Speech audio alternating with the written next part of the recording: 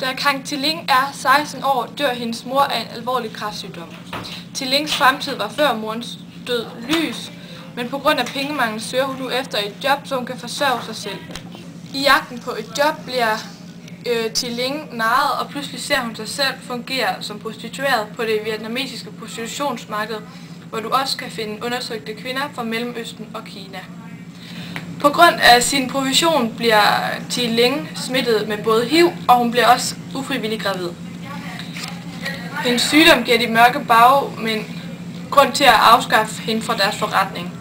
Og Tiling står så arbejdsløs og alene med et barn.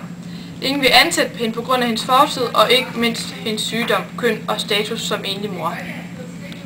Hendes søn tjener til den lille familie på en fabrik, hvor han laver sakse. Kang Tiling mener, at meget af hendes ulykke kunne være undgået, hvis at landet havde haft en anden politik. Gam ong, jeg kong. Kong Gravli, jeg kong. Kam ong. Kvej, der lige, du la. Der, Ben, la der. Jeg kvej, gam ong.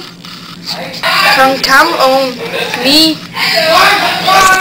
Kan du mærke samfundets holdninger til HIV-smittet på din egen krop? Jeg kong grav, bejla je.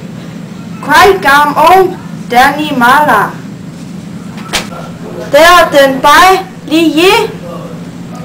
Jeg kunne gavn ong, gala lige bej. Der ni lejen de. I Vietnam er det stadig unormalt at bruge kondomer og illeset at købe dem. Af Vietnam kong, mala de li dollar.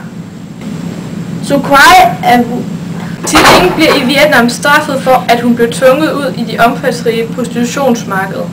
Hun bliver straffet for at have et uægte barn og for at have HIV. Tekstlig gam. Jeg kong svej. Kvej ti la kong. Bai Quay, Vietnam. I Vietnam har stadig mange kvinder samme skæbne som Tiling, men vi håber, at nogen tager ansvaret i dette land.